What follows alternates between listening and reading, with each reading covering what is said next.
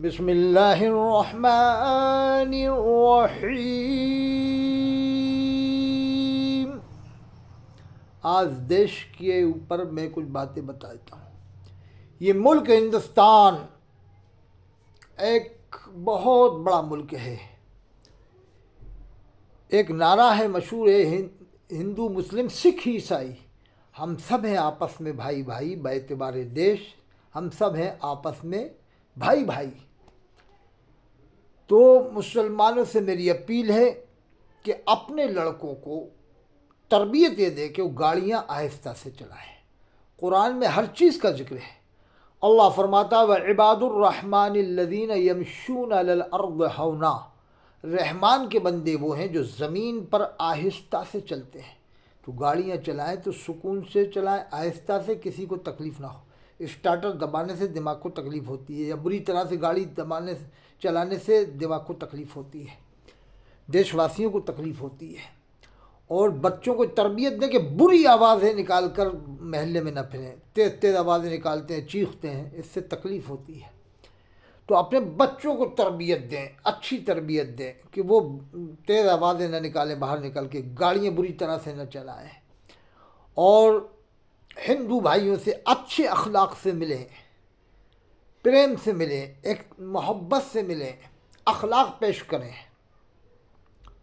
कुरान में व इन्नका लअला खुलुकिन अज़ीम, अल्लाह के रसूल सल्लल्लाहु अलैहि वसल्लम के अखलाक के बारे में अल्लाह ने फरमाया कि आप आला अखलाक पर फाइज़ हैं। हमारे नबी सल्लल्लाहु अलैहि वसल्लम ने फरमाया इज़ा अताकुम करीम कौमिन फ़ाकरिमुहु, जब तुम्हारे पास किसी कौम का इज़्ज़तदार शख्स आए तो उसकी इज़्ज़त करो, उसका इकराम करो, उसकी इज़्ज़त करो। तो आज भी हिंदुस्तान के हिंदू भाइयों की अच्छाइयाँ अगर मैं बताऊँगा तो घंटों लग जाएंगे, घंटों।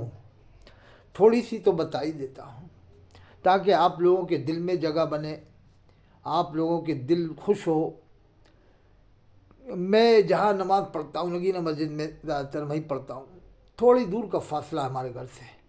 5 दुकानें हिंदू भाइयों ने मुसलमानों को दे रखी हैं। 2 बंदें वो भी मुसलमान के ही पास थी, वो भी मुसलमान की पास थी। और एक हमारी कपड़े की दुकान मेरे नाम से, वो भी हिंदू भाई की है। और अब्बास वकील साहब जिनका इंतकाल हो गया, बहुत बड़े वकील थे, उन्होंने हिंदू भाइयों को दुकान दे रखी है और मुसलमानों को भी दे रखी हैं। दोनों को दे रखी है, हिंदू भाइयों को भी, मुसलमान भाइयों को भी। तो और हिंदू भाइयों ने मुसलमानों को दे रखी है। ऐसी 1-2 दुकानें, बहुत तादाद दुकानों की है। तो इसलिए देश के अंदर एकता से, प्रेम से रहें, मोहब्बत से रहें, अखलाक से रहें। हमारे हिंदू भाइयों को खुश करके रहें, उनको खुश करें, उनसे अखलाक से मिलें, प्रेम से मिलें। अब मैं आपको बताता हूँ, यहाँ के मंत्री थे, बहुत बड़े मंत्री, माननीय श्रीमान जनाब मोहतरम लक्ष्मीकांत शर्मा साहिब, बहुत काबिल शख्स थे। उनके बड़े भाई हैं। तो उनके ज़माने में कोई बात ऐसी हो गई जिससे जैसे बस्ती का माहौल ख़राब हो सकता था। तो वो उनके ख़ानदान वाले घबरा रहे। एक आदमी को उनके ख़ानदान में से माइंड सही नहीं था उसका, कुछ काम ऐसा हो गया, तो वो घबरा रहे घर वाले।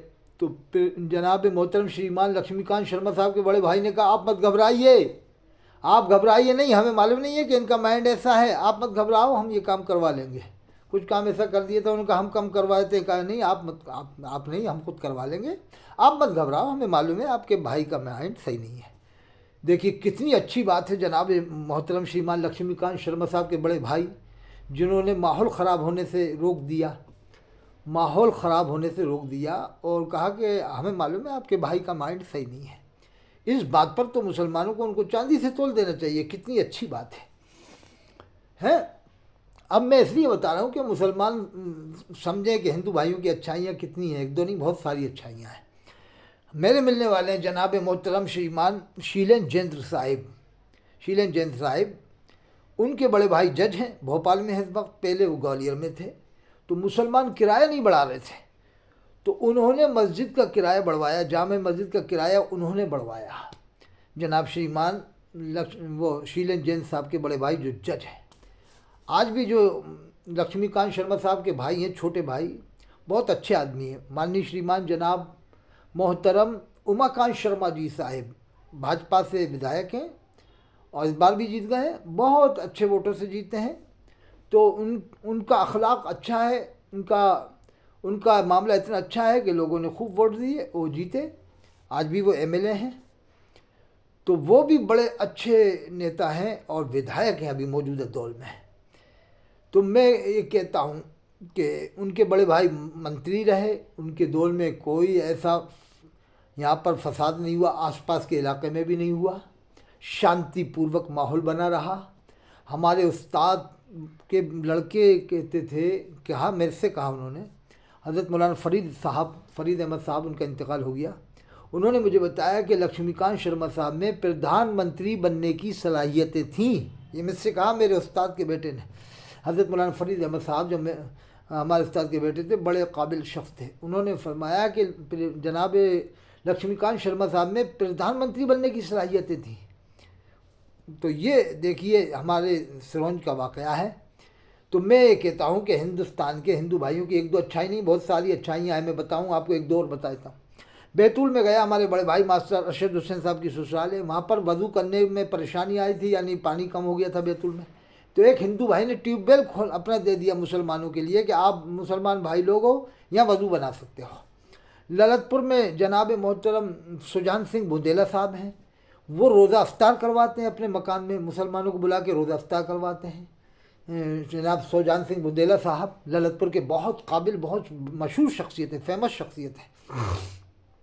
तो हमारे हिंदू भाइयों की इतनी अच्छाइयाँ मैंने आपको गिनाई, ये तो कम गिनाई है, बहुत ज़्यादा टाइम लगेगा, फिर कभी गिनाऊंगा, फिर कभी बताता रहूँगा। मुसलमान भी अच्छे अखलाक से पेश आए, अच्छी तरह से रहें, कोई काम ऐसा ना करें जिससे हमारे हिंदू भाइयों को तकलीफ़ हो। अपने बच्चों को समझाएं, शोर ना करें, गाड़ियाँ आहिस्ता से चलाएं, शोर शराबा ना करें, आवाज़ें ना निकालें। अपने देश के हिंदू भाइयों से अच्छे मिलकर रहें, अच्छे अखलाक से पेश आएँ। अल्लाह अमल की तौफीक अता फरमाए।